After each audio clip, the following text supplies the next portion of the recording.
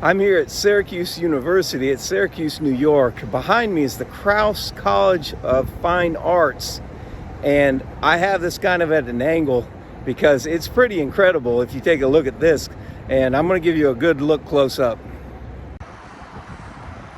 So this building is just massive, and it's said to have been built, get this,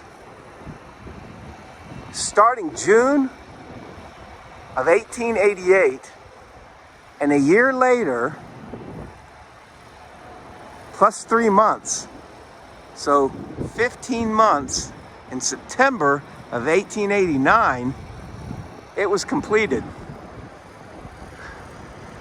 What do you say to that? This building is complete stone. It's just a massive fortress with a massive tower. It overlooks the entire city up on this hill. I'm going to give you a look at that. And it's surrounded by other old world buildings. Just take a look at the size of the stones at the base.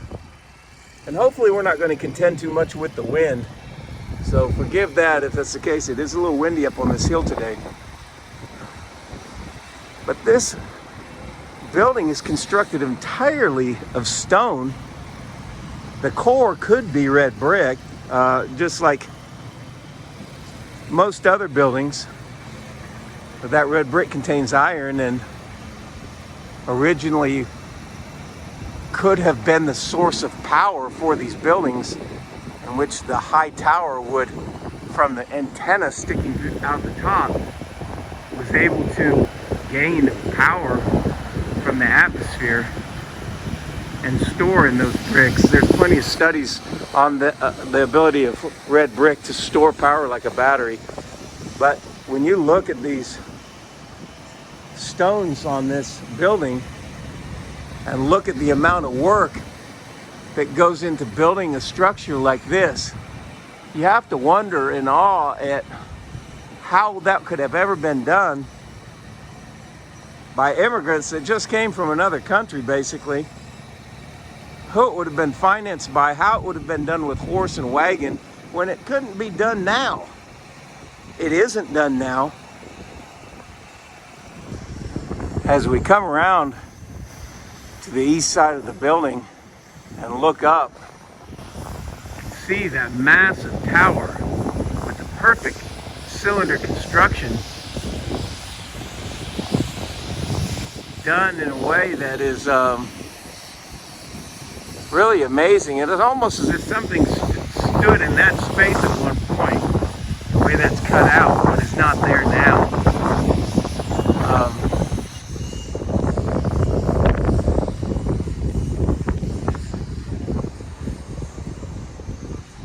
This building, just being a regal building, seems much overkill for any sort of a university type building that wouldn't have a royal king. And the symbol on the buildings is one, again, of acanthus here, acanthus there, acanthus at the top of the columns,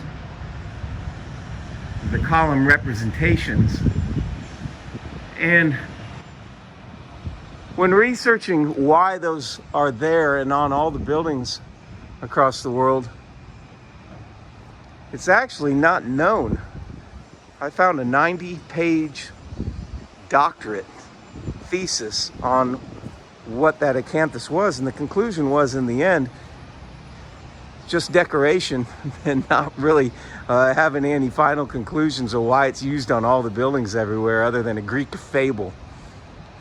And yet it's on all the buildings as a required, almost as if it's a required to be put on everything. Well, when you find out that that plant is actually the exact plant that was put on the head of Jesus Christ at his crucifixion, then you've got a clue to what these are in regards to. And that word acanthus has been translated in English as thorn. And it's interesting, it was placed on his head.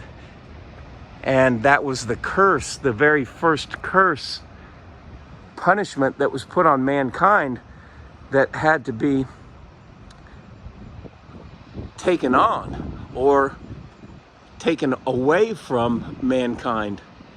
And so Jesus, having that put on his head and being resurrected, allowed that to happen.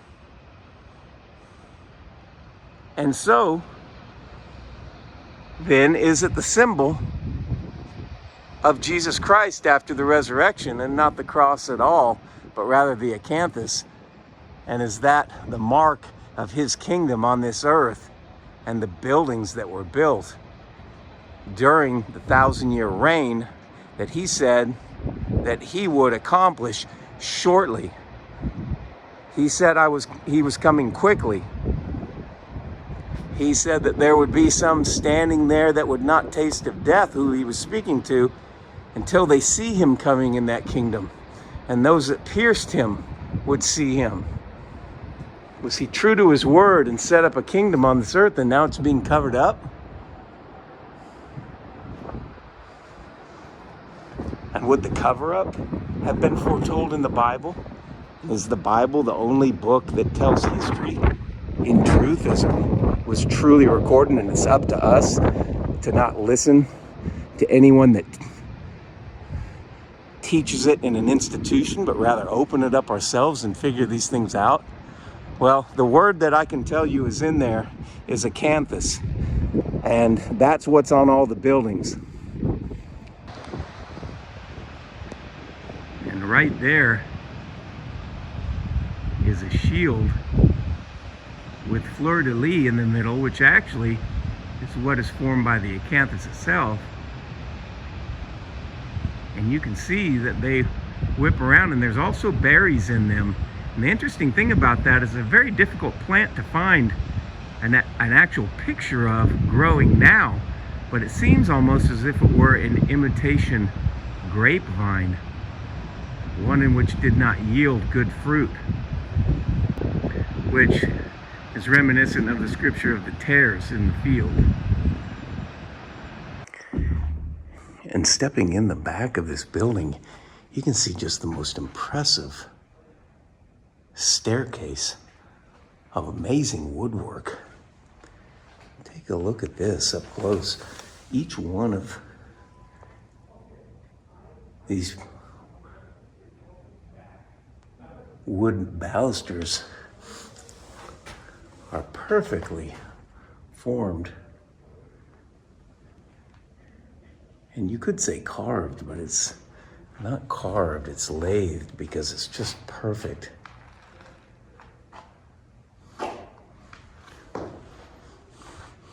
And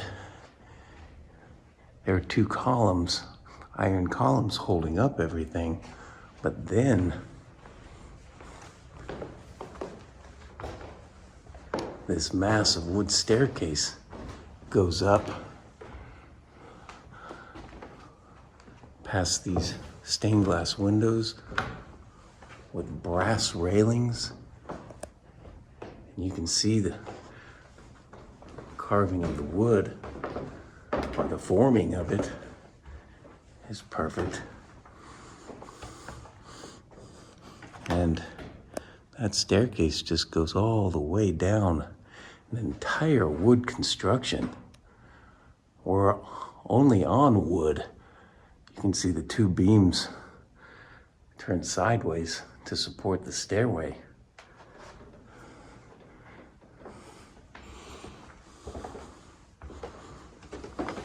Supposedly done with horse and wagon.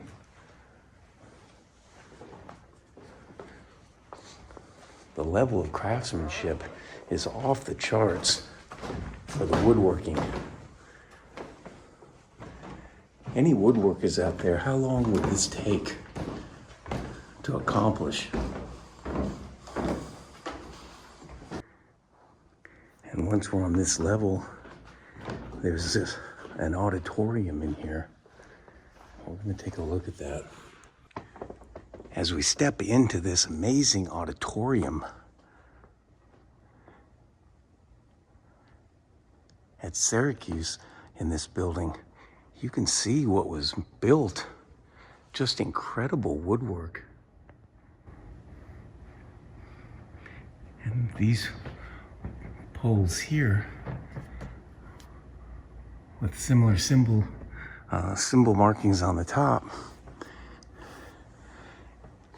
just entirely having a balcony of woodwork.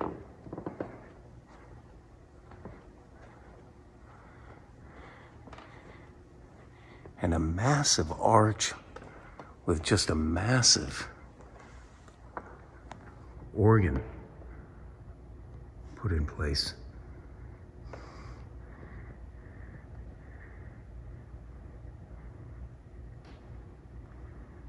And it's dark in here, of course, because it's shut down right now, but you can still see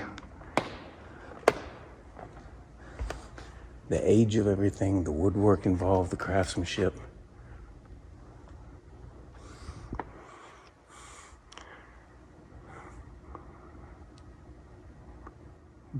Built similar to any building that would be used as a so-called church now.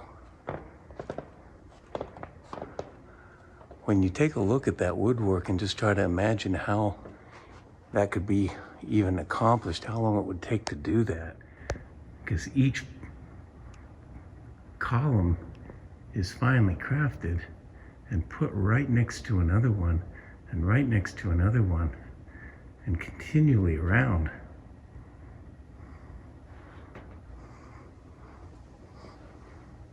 It's quite amazing.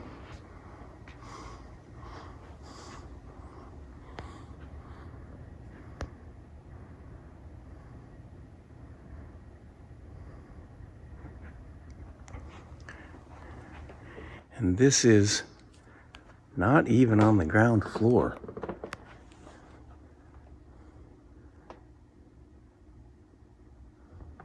This is up a level, so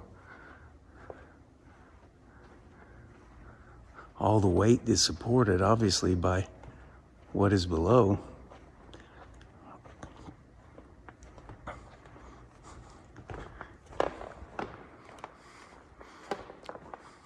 With a balcony above that.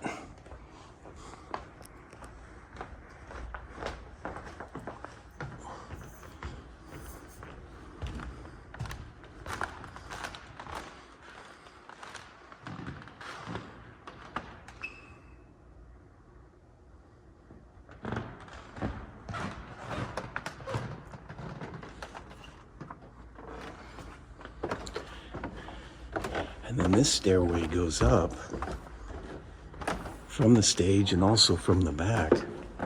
And you can see the wood craftwork.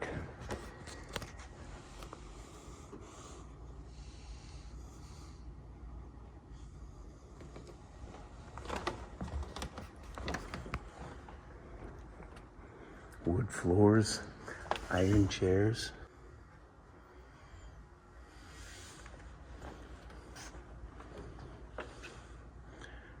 Just a grand auditorium in what is now the Fine Arts building at Syracuse University.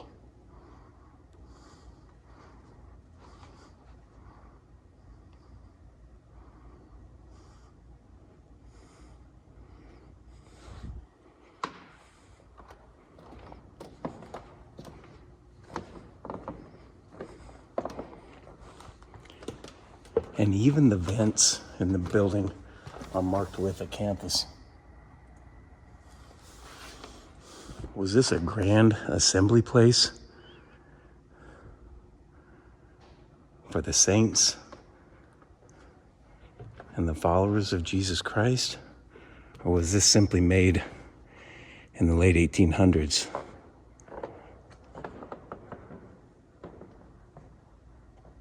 By newly immigrated people from another country using horse and wagon.